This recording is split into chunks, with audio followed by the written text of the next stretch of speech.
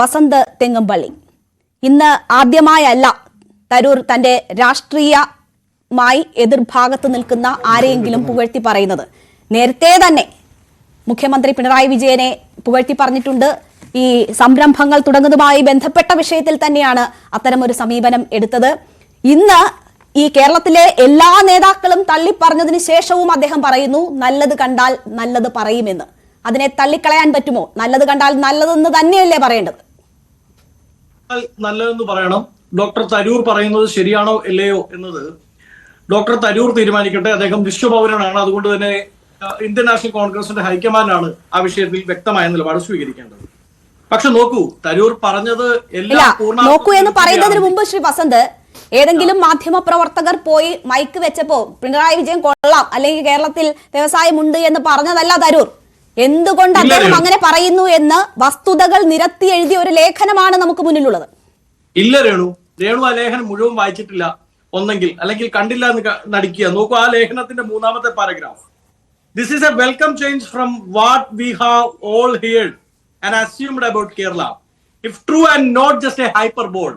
അതായത് തരൂരിന്റെ ലേഖനം ആരംഭിക്കുന്നതും കോട്ട് ചെയ്യുന്നതും വ്യവസായ മന്ത്രി പി രാജീവിനെയാണ്. അത് വ്യവസായ മന്ത്രി പി രാജീവ് 2 മിനിറ്റിനുള്ളിൽ വ്യവസായം തുടങ്ങാം എന്ന് പറഞ്ഞ കാര്യത്തിൽ മാത്രമാണ് ഒരു സംശയം തരൂർ പ്രകടിപ്പിക്കുന്നത്. അത് ശരിയോ അല്ലയോ എന്നത്. മറ്റത് അത് ഏതൊക്കെ സ്റ്റാറ്റിസ്റ്റിക്സ് അനുസരിച്ചാണ് തന്റെ ഈ നിലപാട് എന്നത് ആദ്യം അദ്ദേഹം വിശദീകരിക്കുന്നുണ്ട്. According to the 2024 global startup ecosystem report എന്ന് പറഞ്ഞുകൊണ്ട് തന്നെയാണ് ആ റിപ്പോർട്ടിൽ കേരളത്തെ പരാമർശിക്കുന്നത്. കണ്ട് അത് മനസ്സിലാക്കി അറിഞ്ഞു തന്നെയാണ് അദ്ദേഹം തന്റെ നിലപാട് പറഞ്ഞിരിക്കുന്നത്. മാത്രവുമല്ല, ഈസ് ഓഫ് ഡൂയിങ് ബിസിനസ്സിൽ കേരളം 1ാം സ്ഥാനത്താണ് എന്നത് നേരത്തെ തന്നെ കേന്ദ്ര സർക്കാരിന്റെ ഭാഗമായവർ അംഗീകരിച്ചതാണ്. അംഗീകാരം കേരളത്തിന് കിട്ടിയതുമാണ്. ശരി, അങ്ങനെയാണെങ്കിൽ ഡോക്ടർ തരൂരിന്റെ if it is not a hyperbole, അതായത് ഊതിപ്പെറുപ്പിച്ച ഒരു ബലൂണും അവകാശവാദവും അല്ലെങ്കിൽ നിങ്ങൾ പറയുന്നത് വാം വെൽക്കംഡ് ആണ് എന്ന് തരൂർ പറയുന്നു. ഡോക്ടർ തരൂർ അതിന്റെ ഏറ്റവും അവസാനം പറയുന്നുണ്ടല്ലോ, എന്താണ്, അധികാരത്തിൽ ഇരിക്കുമ്പോൾ മാത്രം കൊടി പിടിക്കാത്ത സമീപനമാണ് CPM സ്വീകരിച്ചത്. വസന്ത് തെങ്ങമ്പള്ളി, അത് അവസാന ഘട്ടത്തിൽ പറയുന്ന കാര്യമാണല്ലോ. ഞാൻ പറഞ്ഞത് അതല്ല. ആദ്യ ഘട്ടത്തിൽ തന്നെ ശ്രീ ശശി തരൂർ എന്തുകൊണ്ട് ഇങ്ങനെ ഒരു ലേഖനം, എന്തുകൊണ്ട് സംസ്ഥാന സർക്കാരിനെ പുകഴ്ത്തി അല്ലെങ്കിൽ കേരളത്തെ പുകഴ്ത്തി അദ്ദേഹത്തിന് സംസാരിക്കേണ്ടി വരുന്നു എന്നതാണല്ലോ ഇവിടുത്തെ ഏറ്റവും പ്രധാനപ്പെട്ട വിഷയം. ആ വിഷയത്തിൽ കണക്കുകൾ നിരത്തി ഇതാണ് ഡേറ്റ എന്ന് പറഞ്ഞുകൊണ്ട് അദ്ദേഹം പറഞ്ഞ അഭിപ്രായത്തെ KC വേണുഗോപാൽ മുതൽ ഇങ്ങേയറ്റം വരെയുള്ള എല്ലാ നേതാക്കളും, വസന്ത് തെങ്ങമ്പള്ളി എന്ന താങ്കൾ വരെ തള്ളി പറയുന്നു. അപ്പോൾ തരൂർ വീണ്ടും വന്ന് പറയുകയാണ് നല്ലത് കണ്ടാൽ ഞാൻ നല്ലതെന്ന് പറയും, അതാണ് എന്റെ ശീലം, അതാണ് എന്റെ രീതി എന്ന് പറയുന്നു. ഞാൻ ചോദിക്കുന്നത്, ഇത് നമ്മുടെ മുന്നിൽ ഡാറ്റകൾ ഉള്ള ഒരു കാര്യമാണ്. അതിൽ നിങ്ങളുടെ തന്നെ ഏറ്റവും സമ്പന്നരായ നേതാക്കന്മാരിൽ ഒരാൾ വന്ന് അതിനെ പ്രശംസിച്ച് സംസാരിക്കുന്നു. അതിൽ തിരുത്തി പറയാൻ മറ്റൊരു ഡേറ്റയും കയ്യിലില്ല എന്നിരിക്കെ ഇങ്ങനെ പരസ്യമായി അത് അടിസ്ഥാനരഹിതമാണ് എന്ന് കണ്ണടച്ച് പറയുന്നത് കൊണ്ട് വല്ല കാര്യവുമുണ്ടോ? അപ്പോൾ തരൂർ പറയുന്നതല്ലേ അതിന്റെ യാഥാർത്ഥ്യം? രേണു, അങ്ങ് ഈ നിയമസഭയിൽ AN ഷംസീർ ഇടപെടുന്നത് പോലെ ഞാൻ തുടക്കം തൊട്ട് അങ്ങ് ഇടപെടുകയാണ്. അതുകൊണ്ടാണ് അങ്ങേക്ക് അത് തിരുത്തി പറയാൻ എന്റെ കയ്യിൽ അല്ലെങ്കിൽ കോൺഗ്രസിന്റെ കയ്യിൽ രേഖയില്ല എന്ന് തോന്നുന്നത്. പറഞ്ഞ് പൂർത്തിയാക്കാൻ അങ്ങ് അനുവദിക്കൂ, അപ്പോൾ മനസ്സിലാവും. നോക്കൂ, ഡോക്ടർ തരൂരിനെ പൂർണ്ണാർത്ഥത്തിൽ തള്ളിക്കളയാൻ കേരളത്തിന്റെ സമകാലിക അവസ്ഥ അറിയാവുന്ന ഒരു വ്യക്തി എന്ന നിലയിൽ ഞാൻ മുതൽ ഈ പാർട്ടിയുടെ അഖിലേന്ത്യാ general secretary Shri KC Venugopal വരെയുള്ളവർക്ക് സാധിക്കുകയുള്ളൂ. ഞാൻ പറഞ്ഞല്ലോ, തരൂരിന്റെ ലേഖനം ഞാനും ഒരു പുസ്തകമൊക്കെ എഴുതി പബ്ലിഷ് ചെയ്തിട്ടുള്ള ആളാണ്. നമ്മൾ ആരും ഒരു പുസ്തകത്തിന്റെ തുടക്കത്തിലെ ആമുഖം മാത്രം വായിച്ചിട്ട് ഇതാണ് പുസ്തകം എന്ന് പറയുമോ? പുസ്തകം മുഴുവനായി വായിക്കണം. അങ്ങനെ മുഴുവനായി വായിക്കുമ്പോൾ എനിക്ക് തോന്നുന്നത് ഡോക്ടർ തരൂർ സംസ്ഥാന സർക്കാരിനെ ട്രോൾ ചെയ്തതാണ് എന്നാണ്. നിങ്ങൾ അധികാരത്തിൽ ഇരിക്കുമ്പോൾ മാത്രം ഇവിടെ വികസനം വരുന്നു എന്ന് നിങ്ങൾ പറയുന്നു. ഇനി ഡോക്ടർ തരൂർ പറഞ്ഞത് അങ്ങ് പറയുന്ന അങ്ങനെ അല്ലല്ലോ ശ്രീ വസന്ത്. നിങ്ങൾ ഇപ്പോൾ കാണിക്കുന്നത് നല്ലതാണ്, ആ നല്ലതിനെ ഞാൻ നല്ലതെന്ന് പറയുന്നു. നിങ്ങൾ ഇതേ സമീപനം നിങ്ങൾ പ്രതിപക്ഷത്തുള്ളപ്പോഴും സ്വീകരിക്കണം എന്ന ഒരു ഉപദേശമാണത്. അത് ഒരു ഉപദേശമാണ്. അത് ഇങ്ങനെ തന്നെ ഇത് നിങ്ങൾ ചെയ്യുന്നത് നല്ലത്, ഇത് നിങ്ങൾ തുടരണം എന്ന ഒരു ഉപദേശമായിട്ടാണ് എനിക്കത് വായിച്ചപ്പോൾ തോന്നിയത്. രേണു ഞാനത് ഡോക്ടർ തരൂര് പറഞ്ഞതിനെതിരായിട്ടുള്ള എന്റെ വാദങ്ങളുണ്ട്, അതുകൂടെ അങ്ങ് കേൾക്കൂ. അങ്ങ് ഒന്ന് സംയമനം പാലിച്ചാൽ മാത്രമല്ലേ അത് പറയാൻ പറ്റൂ. നോക്കൂ, ഡോക്ടർ തരൂർ മനസ്സിലാക്കേണ്ട ഒരു കാര്യമുണ്ട്. കേരളത്തിന്റെ വികസനം, ആ വികസനവുമായി ബന്ധപ്പെട്ട് ഇവിടെ സ്റ്റാർട്ടപ്പ് എക്കോസിസ്റ്റം വളരെയധികം ഡെവലപ്ഡ് ആയി എന്ന് ഡോക്ടർ തരൂർ പറഞ്ഞാൽ, അല്ലെങ്കിൽ നാളെ അഡ്വക്കേറ്റ് വസന്ത് തെങ്ങമ്പള്ളി പറഞ്ഞാൽ, അല്ലെങ്കിൽ നാളെ രേണു പറഞ്ഞാൽ, നമ്മൾ മറന്നുപോകുന്ന ആന്തൂർ നഗരസഭയിലെ ഒരു സാജൻ ഉണ്ട്. മറന്നുപോയോ? ആരായിരുന്നു സാജൻ?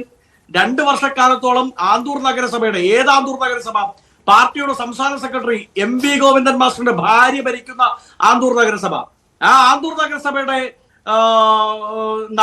നടകൾ മുഴുവൻ 2 വർഷക്കാലം കേറിയിറങ്ങി നടന്നു മടുത്ത് ആ നഗരസഭയുടെ അധ്യക്ഷയുടെ കിങ്കരന്മാർക്കും പണം കൊടുത്താൽ മാത്രമേ ഇവിടെ ഒരു വ്യവസായശാല തുറക്കാൻ പറ്റൂ എന്ന് മനസ്സിലാക്കി കൊടുക്കാം ആത്മഹത്യ ചെയ്ത 1.5 മുഴം കയറിൽ തൂങ്ങി മരിച്ച ആന്തൂർ സാജന്റെ ആത്മാവിനോട് ചെയ്യുന്ന നീതികേടാവും തരൂര് ചെയ്താലും ഞാൻ ചെയ്താലും. വസന്ത്, ഇടപെടുന്നതിൽ ക്ഷമിക്കുക. നമുക്ക് പാനലിസ്റ്റുകളുടെ എണ്ണം കൂടുതലാണ്, ഇടവേളകളുണ്ട്. നോക്കൂ, ഇദ്ദേഹത്തിന്റെ ലേഖനം തുടങ്ങുന്നത് തന്നെ ഒരു കാലത്ത് എന്തായിരുന്നു സാഹചര്യം എന്ന് പറഞ്ഞതുകൊണ്ടാണ്. താങ്കൾ ഈ സൂചിപ്പിച്ച വ്യവസായിയുടെ മരണം കേരളത്തിലെ മാധ്യമങ്ങൾ നിരന്തരം ചർച്ച ചെയ്ത വിഷയമാണ്. അതിലെ നെല്ലും പതിരും മാധ്യമങ്ങൾ തെരഞ്ഞെടുത്ത് കൊണ്ടുവന്നിട്ടുള്ളതാണ്.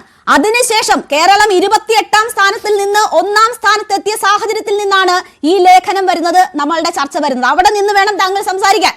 അതിലെ വസ്തുത വേണം പറയാൻ. 28ാം സ്ഥാനമായിരുന്നു ഈസ് ഓഫ് ഡൂയിങ് ബിസിനസിൽ കേരളത്തിന്. അവിടെ നിന്നാണ് 18 മാസം കൊണ്ട് കേരളം 1ാം സ്ഥാനത്തേക്ക് എത്തുന്നത്. ആ അത്ഭുതകരമായ മാറ്റത്തെയാണ് ഈ ലേഖനത്തിൽ തരൂർ എടുത്തു പറയുന്നത്. രേണു, 3 മാസം മുമ്പ് തിരുവനന്തപുരത്ത് സ്വന്തം മെക്കാനിക്കൽ ഷോപ്പിൽ ആത്മഹത്യ ചെയ്ത ആളെ മറന്നുപോയോ? അങ്ങനെ എത്രയോ പേർ ആന്തൂർ സാജന്റെ ഭാര്യയെ പറ്റി അവിഹിതം എഴുതിവിട്ട ദേശാഭിമാനി പത്രത്തെ മറന്നുപോയോ? അപ്പൊ ഇതെല്ലാം നമുക്ക് കണ്ണടച്ചങ്ങ് ഇരുട്ടാക്കിക്കൊണ്ട് ഇത് കേരളം അങ്ങ് ഭയങ്കര എക്കോസിസ്റ്റമാണ്, ഡെവലപ്മെന്റൽ എക്കോസിസ്റ്റം ആണെന്ന് പറഞ്ഞാൽ അത് അംഗീകരിക്കാൻ പറ്റില്ല. ഇനി ഡോക്ടർ തരൂർ പറയുന്ന എല്ലാം ശരിയാണെങ്കിൽ രേണു, കഴിഞ്ഞ പ്രാവശ്യം തിരുവനന്തപുരത്ത് ജയിക്കേണ്ടത് CPI നേതാവ് പന്ന്യൻ രവീന്ദ്രൻ അല്ലേ? പന്ന്യൻ രവീന്ദ്രനല്ലേ ജയിക്കേണ്ടത്? അവിടെ ജയിച്ചത് ഡോക്ടർ തരൂരാണ്. അവിടെ മാത്രമല്ല, ഡോക്ടർ തരൂർ അടക്കം 10 സ്ഥാനാർത്ഥികൾ 20ൽ 10 സ്ഥാനാർത്ഥികൾ UDFന്റെ ജയിച്ചത് 1 ലക്ഷം വോട്ടിനാ. കേരളത്തിന്റെ ചരിത്രത്തിലില്ല. അത്രമാത്രം ആന്റി ഇൻകൺവൻസി സംസ്ഥാന സർക്കാരിനെതിരെ നിലനിൽക്കുന്നത് കൊണ്ടാണ്. ഇനി തരൂർ പറയുന്നതിനെ എല്ലാം പൂർണ്ണാർത്ഥത്തിൽ വിശ്വാസത്തിൽ എടുത്താൽ തിരുവനന്തപുരത്ത് സ്വാഭാവികമായി 3ാം സ്ഥാനത്തല്ല 1ാം സ്ഥാനത്ത് പന്ന്യൻ ജയിക്കണം. തരൂരിന് സംസ്ഥാന സർക്കാരിന് അനുകൂലമായ വോട്ട് അവിടെ പോൾ ചെയ്യപ്പെടണ്ടേ? അത് പോൾ ചെയ്യപ്പെട്ടില്ല. അപ്പൊ നോക്കൂ, ആന്തൂർ സാജൻ അവിടെ ഉണ്ട്. ആന്തൂർ സാജൻ തൊട്ട് തിരുവനന്തപുരത്തെ കാട്ടാക്കടയിലെ വ്യക്തി മുതൽ എത്രയോ പേർ ഇവരുടെ ചുമപ്പൻ നാടയിൽ കുരുങ്ങി ഒടുക്കം ആത്മഹത്യ ചെയ്യേണ്ടി വന്നൊരു എക്കോസിസ്റ്റം. ആ എക്കോസിസ്റ്റത്തെ പറ്റിയാണ് പറയുന്നത് 2 മിനിറ്റിൽ ബിസിനസ് തുടങ്ങാമെന്ന്. പിന്നെ മന്ത്രി പറയുന്നത് എന്താ? 3 ലക്ഷം തൊഴിലവസരങ്ങൾ, 3 ലക്ഷം വ്യവസായങ്ങൾ സ്ഥാപിച്ചു എന്ന് പറയുകയാണ്.